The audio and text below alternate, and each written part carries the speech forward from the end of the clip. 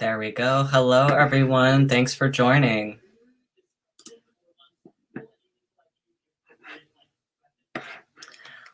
All right, well, we'll go ahead and get started. It's 4:01 now in Pacific Standard Time. Hi, everybody. Welcome to our Black History Month event, Amplifying Black LGBTQ Voices, Past, Present, and into the Future. Thank you to the Caring Community Collaboration for the time and energy to put today's program together. And if anybody has questions, please post them in the comment section and we'll answer them at the end. My name is Gregory Richardson. My pronouns are he, him, his, and I'm representing Trans Family Support Services in San Diego, California. A little bit about me is that I am in charge of the Kairos Connections mentorship program with Trans Family, like a big brother, big sister mentor match program. I've been an LGBTQ activist for the last 9 years through my own coming out experience and transition journey. I'm a proud first generation double grad and headed for my bachelor's to pursue cartooning and animation. As an artist, I talk about socio-political concepts and queer lifestyle through comics, short stories, illustrations, and collage. I create to share the raw experience of our collective queerness while challenging the oppressive systems that we exist under. So I'm going to be introducing the story of Marsha P Johnson and her legacy for this program. So Marsha P Johnson was an outspoken advocate for LGBTQ rights and particularly for trans people of color. She was quoted saying, "No pride for some of us without liberation for all of us." Even though she was born male in Elizabeth, New Jersey in 1945, she began wearing dresses at the age of 5. This was frowned upon by her religious family and she was bullied by boys in her neighborhood. She moved to Greenwich Village in New York City immediately after high school at the age of 17. Johnson was one of the central figures in the historic Stonewall riots in 1969, in which many LGBTQ folks, specifically trans women of color, fought back against police harassment and violence. Johnson, along with fellow trans activist Sylvia Rivera, formed the STAR organization, standing for Street Transgender Action Revolutionaries, an organization that supported homeless transgender youth and sex workers in Manhattan. Johnson was also an AIDS activist with the organization ACT UP, standing for AIDS Coalition to Unleash Power, from 1987 to 92 during the AIDS epidemic in New York City. Johnson was a successful drag queen who toured with the troupe Hot Peaches from 1972 through the 90s, and she designed her own clothes from thrift store finds. She was a popular figure in the New York art scene and actually did some modeling for Andy Warhol. When people would inquire about her gender, she would often respond by saying, "The P in my name stands for pay it no mind." Although Johnson's life was abruptly ended when she was murdered on July 6 of 1992, her legacy lives on through those she's impacted and through the Marsha P Johnson Institute, whose mission is to end violence against all trans people across the US, especially for trans women of color. So next I'm going to play a clip of Marsha reading the poem Soul.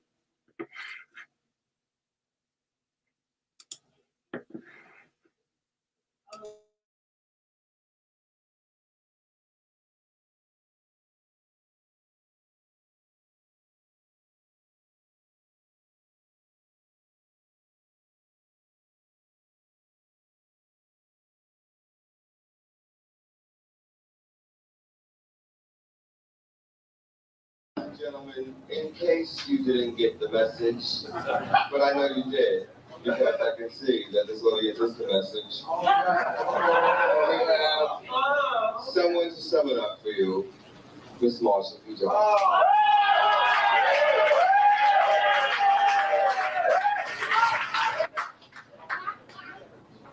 Hello, ladies and gentlemen. I am say a poem for you called Soul. You can count your karma if Nirvana is your goal. You can shake and you can rattle. You can rock and roll. You can be a Clark Kent or a Lois or an Alice down a hole. You can be a vampire on a mountain with a heart of stone black coal.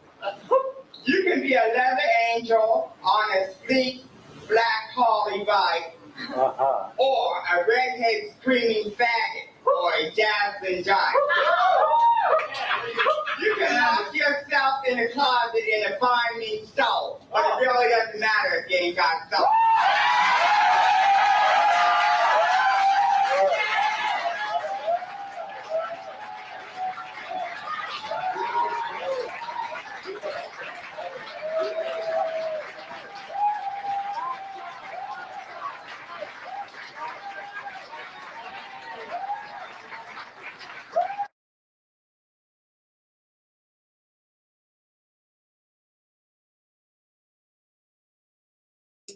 Awesome, thank you. And now I'm going to introduce Leslie Miller, who will be reading about the lives of Bayard Rustin and Gladys Bentley. Leslie? Hello, everyone. My name is Leslie Miller. My pronouns are he, him, and I'm from Smile in Washington, D.C. I will be reading about the lives of Bayard Rustin and Gladys Bentley. Bayard Rustin began his career in activism. He was just a child by protesting against segregation alongside the National Association for the Advancement of Colored People. Throughout his life, Rustin was involved in countless boycotts, protests, and initiatives aimed at protecting the civil rights of all minority groups. He was an expert in nonviolent resistance, having studied in India with leaders of their independence movement and organized many demonstrations of his own. Rustin played a pivotal role in the Black civil rights movement as an advisor to Martin Luther King Jr. He was a lead advisor to Martin Luther King Jr., also the organizer for the 1963 March on Washington, D.C., which culminated in Dr. King's I Have a Dream speech. Leaders of the movement asked Rustin to stay out of the public spotlight for fear of being associated for what was the time his illegal life as a gay man. He complied with staying behind the scenes for a time. Rustin continued to advocate for civil rights until his death in 1987, including LGBTQ rights, a cause he adopted in the later part of his life. Now we will watch a brief 2-minute video of Bayard Rustin.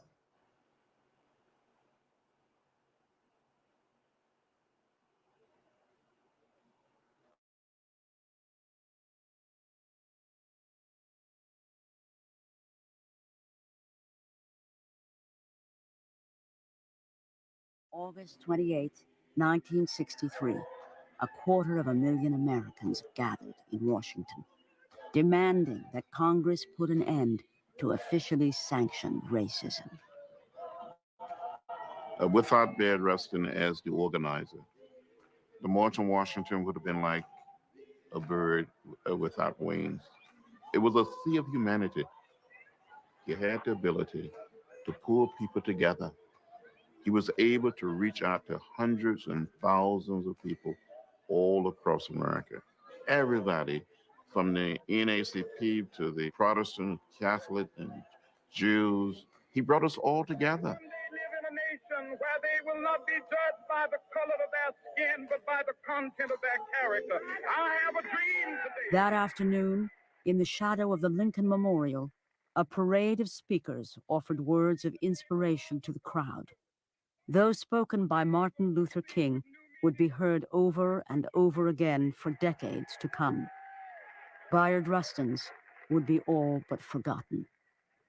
Because of the stigma that attached to homosexuality, most Americans have no idea who he was and what he accomplished.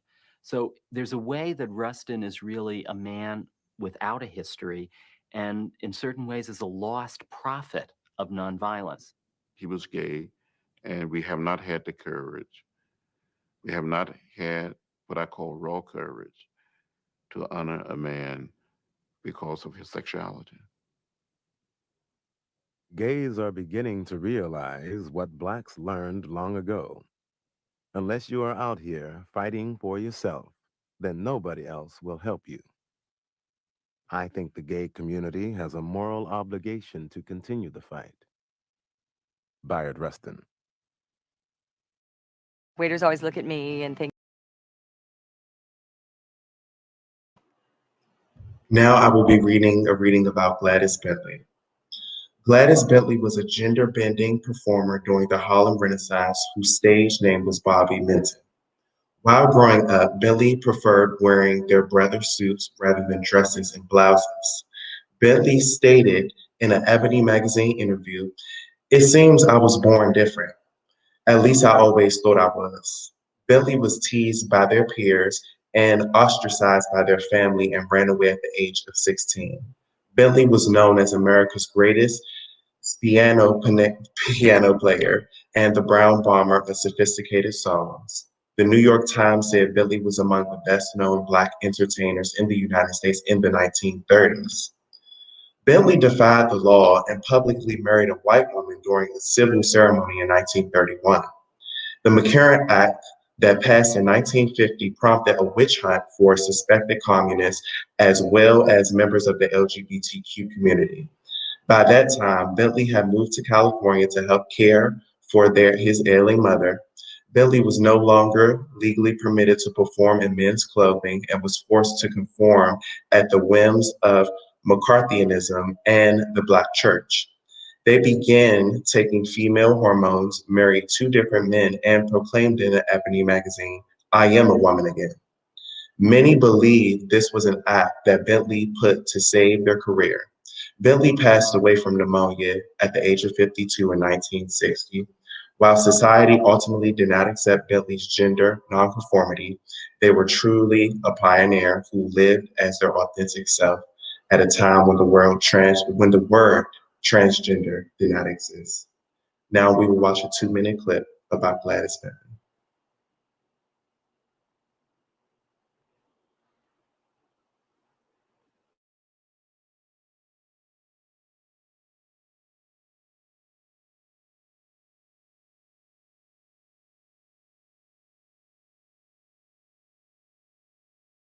Gladys Bentley was an incredible talent on the piano and one of the few women at this time who was really boldly out and unashamed of her queer desires. They say I don't act right, it's unladylike, how I wanna live my life. You're the Gladys Bentley. I thought your name sounded vaguely familiar. 1958, Los Angeles, California. Well, what are you going to sing, Gladys? I'm going to try to do Them There Eyes. Them There Eyes. Blues singer and pianist Gladys Bentley made her only television appearance on Groucho Marx's You Bet Your Life comedy show. I loved you the first time I looked into them there eyes. Got a cute little way of flirting with them there eyes. Gladys Bentley, the way that she presented herself was usually in a tux and a top hat, but she also had the makeup. She's always playing with identity and presentation and fluidity. I have violated the accepted code of morals, but the world applauded my piano playing and song styling. Even though people bitterly condemned my personal way of living, they still could appreciate my artistry as a performer. Yes, baby, them there eyes.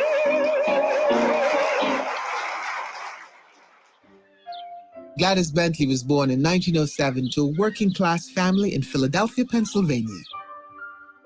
Her father was African-American, her mother an immigrant from Trinidad. It seems I was born different. At the age of 9, I stole my brother's suits and began to feel more comfortable in boys' clothes than in dresses. Early on, she knew that she was attracted to women. She didn't feel like her body represented who she was. Her parents are concerned about her budding lesbianism. They take her to doctors hoping to cure her, to make her a quote-unquote normal woman. We have the rise of medical experts who study the science of sex, who are introducing terms like homosexual and heterosexual. But most doctors at this time saw same-sex desire as pathological.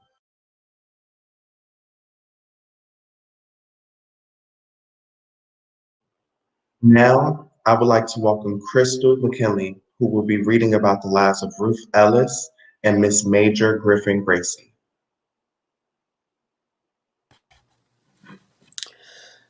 Hello, everyone.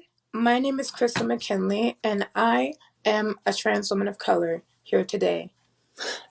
I am an activist, singer, songwriter, and I'm a representative from Q-Volution from the center of the Las Vegas Center of Nevada. Today, I'm going to be talking about Ruth Ellis. Born in 1899, Ruth Ellis dedicated countless years of service to her community, and particularly Black LGBTQ youth. In 1937, Ellis moved to Detroit with her partner, Babe, where the two bought a house, which from 1946 to 1971 was known as the Gay Spot. Not only did their home serve as a safe space for Detroit's LGBTQ's community, but the couple also offered lodging and help and support to many Black LGBTQ and youth in need. In a time before the gay civil rights movement began, Ellis was a beacon of light for many LGBTQ youth who found themselves in the dark.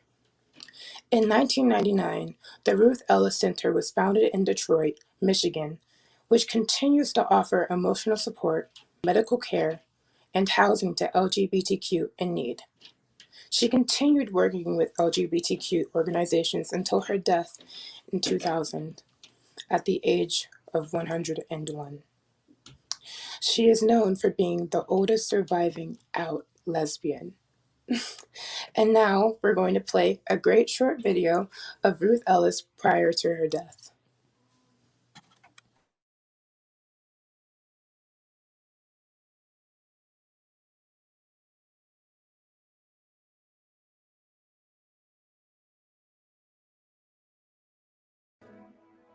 I don't know. Who would want to read it? Who would want to read the book of my life? I'm nobody. I'm just Ruth. Yeah, who would want to read it? I met Ruth at a party, at a bar. She was surrounded with a lot of women, and she was dancing, and there were people waiting in line to dance with her.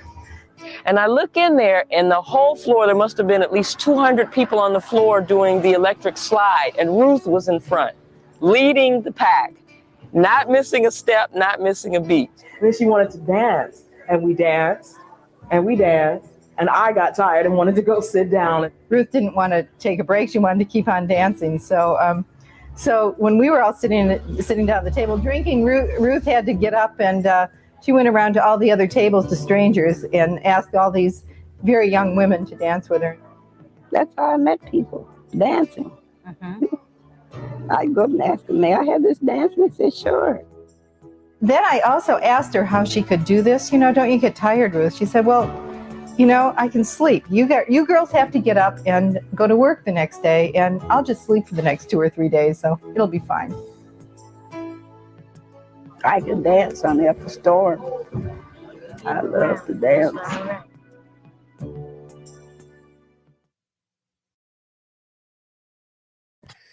Whew.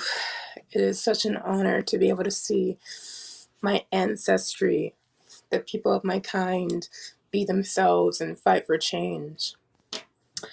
My next will be Miss Major Griffin, Gracie, who was born in 1940 and is still alive. Griffin Gracie, also known as Miss Major, is a transgender activist and community leader whose advocacy efforts focus on trans women of color. Miss Major was born in Chicago, and she came out as a teenager in the late 1950s. She participated in Chicago drag balls in her youth and had a tight-knit community of other gender nonconforming folks.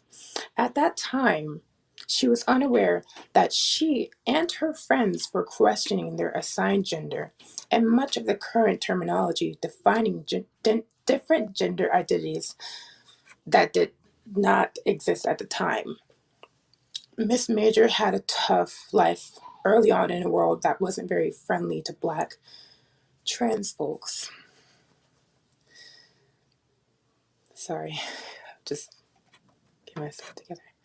She was kicked out of 2 colleges for presenting as female, and over the course of 20 years, she was either homeless, in prison, or engaging in sex work for survival and to afford black market hormones.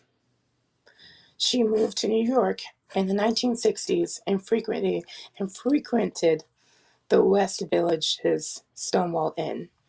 She was present during the Stonewall Inn raid and stood up to law enforcement with other LGBTQ folks.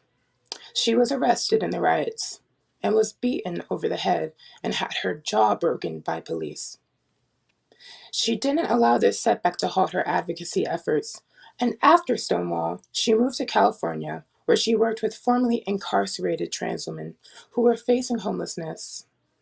And when the AIDS epidemic struck, she worked with several HIV/AIDS organizations in the San Francisco Bay Area, including the Tenderloin AIDS Resource Center.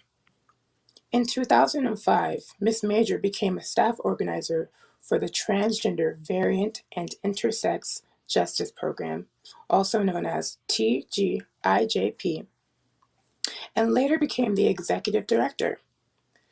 In 2016, the documentary film Major was released, which documents Miss Major's life, including over 40 years of Black trans advocacy.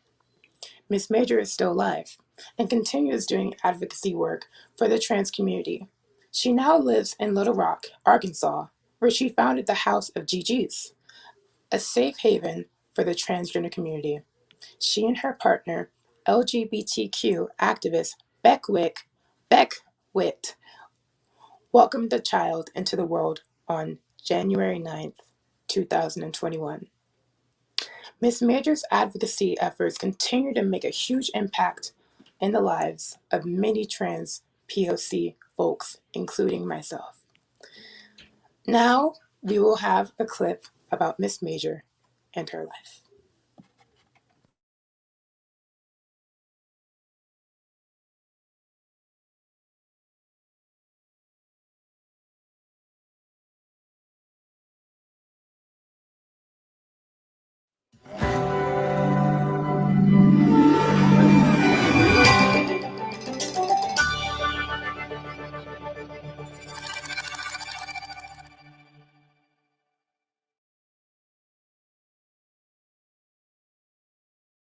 As far as my community, there wasn't anybody at that time for us. You know, it was such a hidden and closeted thing. You know, and not just closeted. It's kind of like, okay, move the table, fold the rug back, climb down into the cellar, go to the back, move the furnace, get inside, pull that back, and we'll shut the door.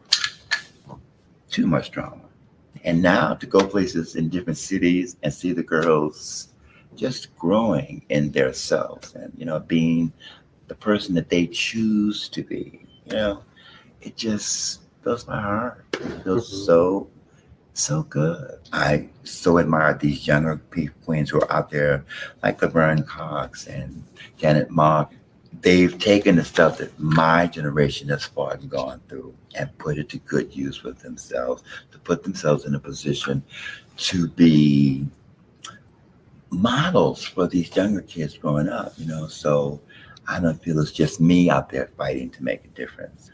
Little delicate flower or some gay or straight little kids come over and tell me, you know, one of my speeches changed their life and they're still alive today because of that. It just, you know, it's hard not to just burst into tears.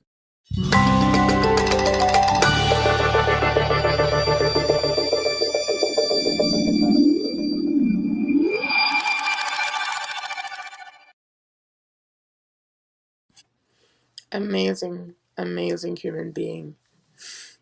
I'm honored to have witnessed her legacy. And now I will be introducing Devin Barrington Ward. Devin Barrington Ward's vision for the future is grounded in his lived experiences and personal identity as a Black queer man of Caribbean descent, growing beyond the traumas of youth, homelessness, and navigating Black love, friendships, and community in the midst of immense racial and social challenges, and the potential for a better future. Devin began his advocacy work at 16 years old empowering Black and Brown communities to address barriers to good health, justice, collective safety, and freedom. He began his political career serving as a campaign staffer for Stacey Abrams' campaign in 2006. Since then, he's held many key positions to several elected officials and organizations including Chief of Staff, Senior Advisor, Communications Director, Lobbyist, and Special Assistant. Devin's passion for building Black futures has earned him top honors and recognition from the Gentlemen's Foundation, DC Black Pride, POZ Magazine, and DC Congresswoman Eleanor Holmes Norton. Welcome, Devin. Thank you so much for that introduction, and I appreciate the opportunity to be on the program tonight and to speak with you all about the importance of always centering the voices, the narratives, and the experiences and the contributions of Black LGBTQ people, and the contributions of Black LGBTQ people.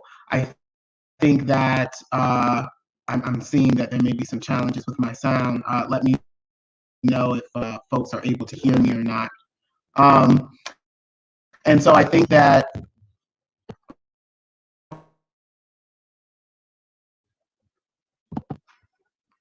testing, 1, 2, 3, testing. Folks able to hear me? Can I get a thumbs up in the chat? Okay, well, we'll move forward and I'll try and project. And so with that being said, I think that it's important that we center the narratives and the contributions of Black, trans, and queer people. But prior to that, I would like to recite a poem from Lucille Clifton that I think sums up the experience often of Black, trans, and queer people in America and abroad. And Lucille Clifton said, "Come, won't you celebrate with me what I have shaped into some sort of life? You see, I had no models. Born woman, trans, queer, undocumented, Black. I had no models. You see, I made it up here on this bridge between starshine and clay, my hand holding the other tightly. So come, won't you celebrate with me that every day of my life, something has tried to kill me, something has tried to kill us, yet has failed." And I think that sums up beautifully the experiences of Black, trans, and queer people that oftentimes daily there are so many factors and circumstances in this country that are attempting to take us out. We know that the HIV epidemic is one of those things. We know that homelessness is another thing. We know that racial justice impacts Black, trans, and queer people very uniquely. Police brutality, voter suppression, and the violence that is oftentimes experienced in our communities directed at trans women and more broadly, the Black queer experience. But beyond that, we continue to be on the front lines. We continue to fight. We continue to persevere. We continue to contribute to building a future that all of us deserve, because we understand that there is no Black future if the future of Black, trans, and queer people is not safe, secure, and prioritized.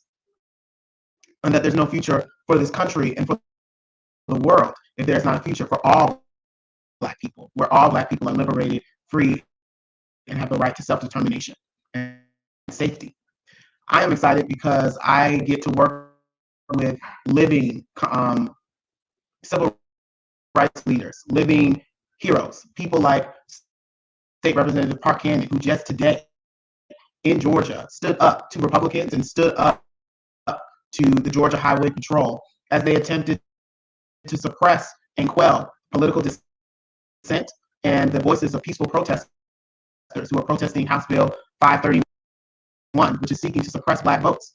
And I think that it's beautiful and fitting that in Black History Month, a Black queer woman, a state representative, one of the youngest state representatives in the history of Georgia and in the country, and the first queer state representative in the country, would lead the charge against attempts to suppress the Black vote after so much amazing work has been done by Black organizers across the state of Georgia, including myself.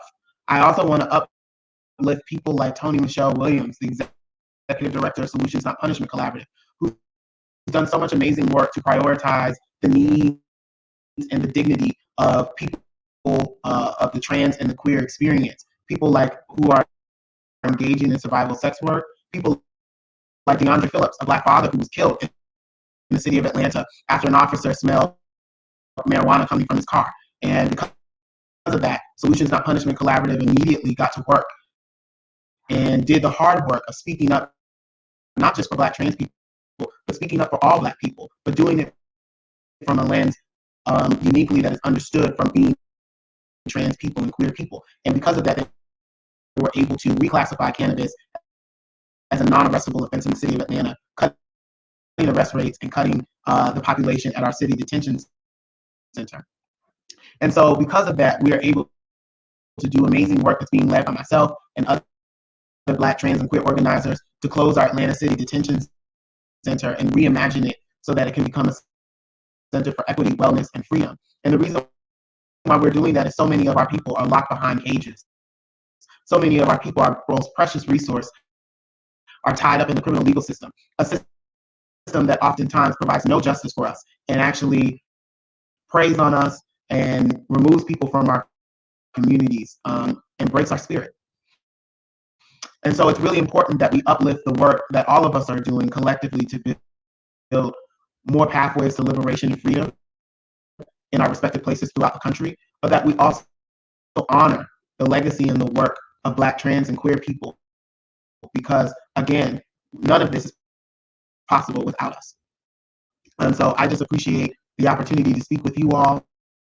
I hope that you will follow my organization, the Black Futurist Group, which serves as one of the frontline organizers in the city of Atlanta as it pertains to reimagining the criminal legal system, prioritizing health and wellness of Black and queer people and Black people more broadly, and ensuring that we build a future that all of us deserve, a future that centers the needs of all of us, but a future that is grounded in the visions of Afrofuturists who are oftentimes Black, trans, and queer.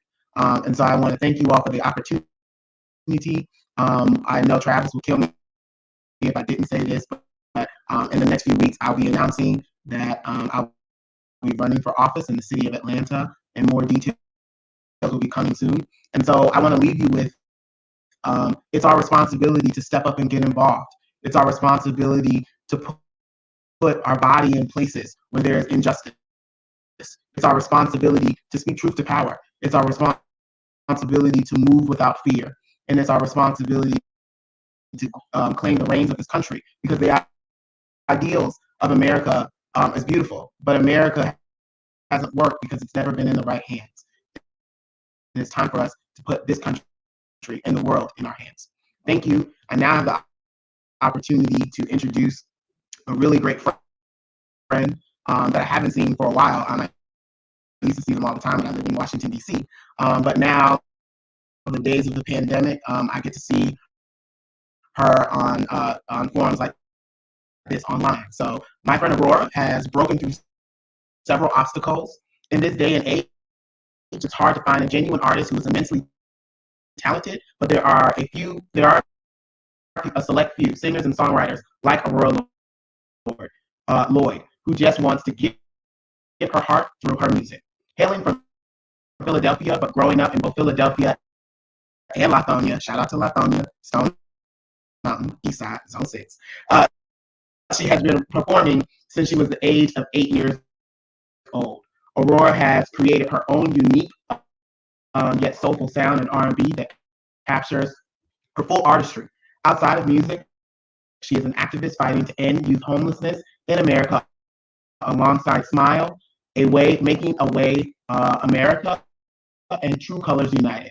Currently based in Washington, D.C., Aurora Lloyd has worked with Jaheim, Trey Songz, Busta Rhymes, Ace Hood, Shawty Low, hey, shout out Shawty Low, DJ Khaled, Cyndi Lauper, and denying her star quality. She released her first mixtape in 2016, and then in 2019, she dropped her highly anticipated EP, which had the supporting hit single Stay Here and Secret. She is currently recording her debut album, Neptune. The world is not ready for the change that my friend Aurora is about to bring.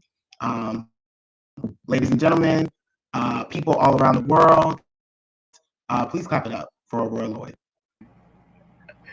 Hey, thank you, Devin. I miss you too. Hey, of course. I miss you. We're going to have to talk offline, girl. We do. It's been far too long. Absolutely. So I really thank you to everyone for allowing me to be part of this platform. As a woman of trans experience and of color, we don't always get the spotlight we deserve, especially with the amount of work that we put into our own communities. So I'm more than appreciative that you guys gave this to me. And I spent all day really trying to figure out what I was going to say to you guys. And I think I'm just going to be honest about what it is I actually do and why I guess it's being seen as a game changer or doing something. So as Devin stated, I work with Away Home America, True Colors, as well as Smile. All three of these organizations are organizations that are based on helping the LGBT community deal with homelessness. And so working with all three of them, I get to tackle it from multiple avenues. I deal with it on a everyday level here in DC, where I'm constantly dealing with youth and figuring out ways to help and support them, while also fighting for it on the political front and taking it to Congress and things of that nature and trying to get our government to realize how serious of an issue it is. But then on the flip side, to heal myself, I do music. It's something I've been doing since I was very young. It's something I love. That's all I know. I worked with Devin actually back in 2016 when we did my first video. So it's, I don't know how I'm changing the game or if I'm changing the game. All I know is that it's great if you are a person who wants to fight for future generations, but that is not me. I cannot handle the idea that there are folks and there are youth who need us now. That if we do not figure out a way to help them now, they will not live to see and be a part of the future so many are fighting to create. And I say this from a place where I opened up my own home to youth and would work with them and help them to get back on their feet and to be self-sufficient and take care of themselves, because you kind of just have to. You really do. It ain't nobody gonna have us like we got us. And I can't speak for anyone else, but I want them to live to see tomorrow. I want them to live to see next year. I want them to live to see 10 years from now. The suicide rates in our community are astronomically high and ridiculous. And if I can try not to cry, if I can do anything to change that and to drop the rate of that, I will do my best to. I'm all about trying to help people and make it as easy as possible for them to get up the next day. And I think I'll end it with, don't stop giving credit to other people for waking up every day. Give yourself credit because you woke up and decided to go on for your day. We spend a lot of time giving so much time and energy to other people and congratulating them on who they are and what they've done, and we don't give ourselves that same amount of love and congratulations for doing the exact same thing.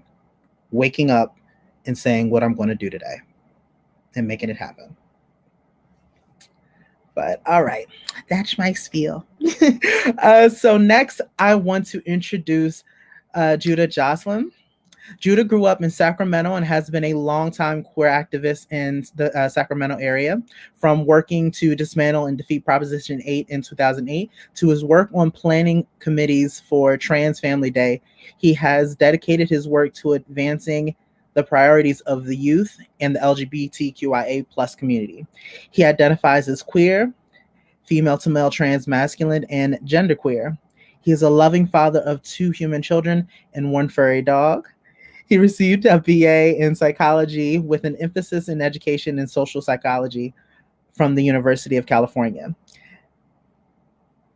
Davis currently is earning a master's in mental health counseling from Oregon State University. He serves as the director of transgender advocacy with the Trans and Queer Youth Collective. He has a passion for using education, knowledge, and community outreach as a tool for bringing communities together to uplift themselves and thrive. Welcome, Judah. Thank you. Thank you so much for that introduction. And everything you said was just absolute fire. So thank you. Thank you for those words. It is an honor to be here with all of you. So I work with the Trans and Queer Youth Collective. We provide free mental health and support to trans and queer youth in 6th through 12th grade. And, you know, mental health has really been my passion, especially with trans and queer community. But another passion of mine is really building up folks so that they can be as successful as they want to be, whatever success looks like for them. And a few years ago, I started another organization that focuses on career development. And it's something that I kind of do on the side, just helping people with resumes and things like that. And, you know, one of the things that I've continued to come across in the work that I do, both with youth and just in the community and with that organization and my activism, is it is really getting to the root of professionalism and breaking down the barriers that exist within the workplace for BIPOC, trans and queer individuals. And this has become a huge passion of mine is dismantling these barriers and really speaking with organizations and companies to break down these barriers. You know, I ended up having to leave a job myself because of those barriers. It's important for me to be visibly queer and trans. And that was not something that was accepted at the place that I was working. And it really tore me up. And so you know, this is something that I believe that we have a responsibility to really work towards.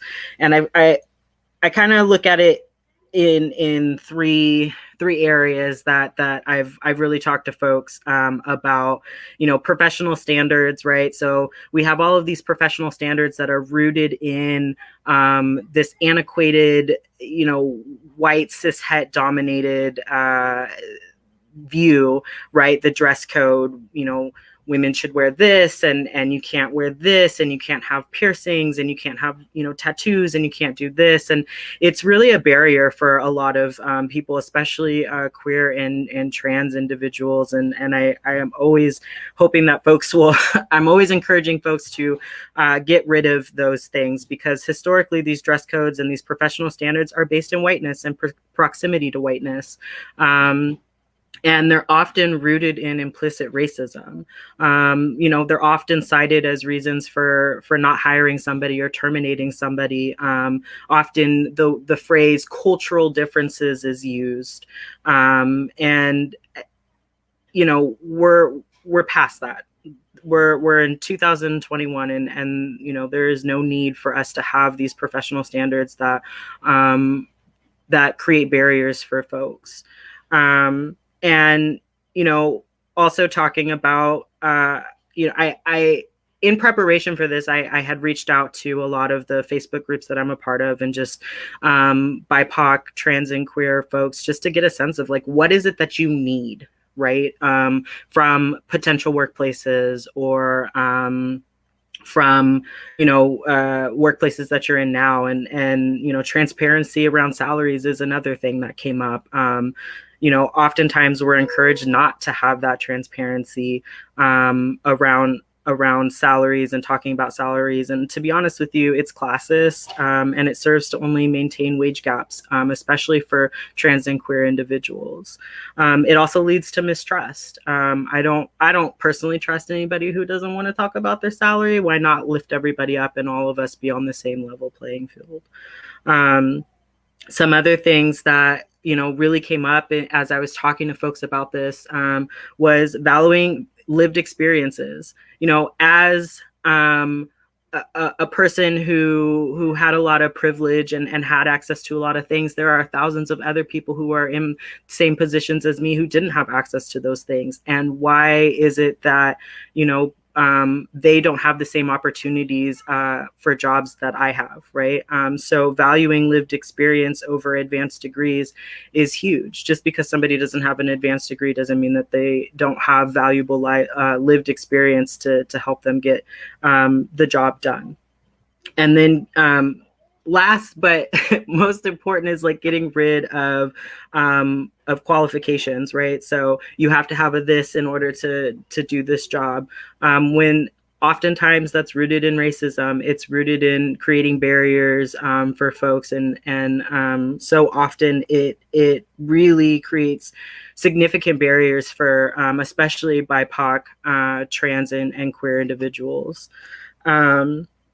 So, I'm always encouraging folks to advocate for themselves, but, I really want to move us beyond having folks advocate for ourselves, right? I want the places that we're going into to advocate for us as well, right? I don't want to have to walk into a place where I work and constantly say, oh, you should change this, oh, you should change that. I want to walk into a place and have them go, oh, our rules, our policies, our standards are completely outdated and do not match the way the world is going, and so we're going to change them. And so I'm always advocating and encouraging people to continue to look at their policies and to really center and look at their the demographics. It's not enough to have one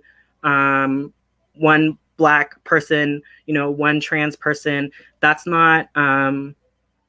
not diversity, that's tokenism, and that's not how we get to diversity. So really looking at the structures and the policies in place that are preventing organizations from getting to true diversity.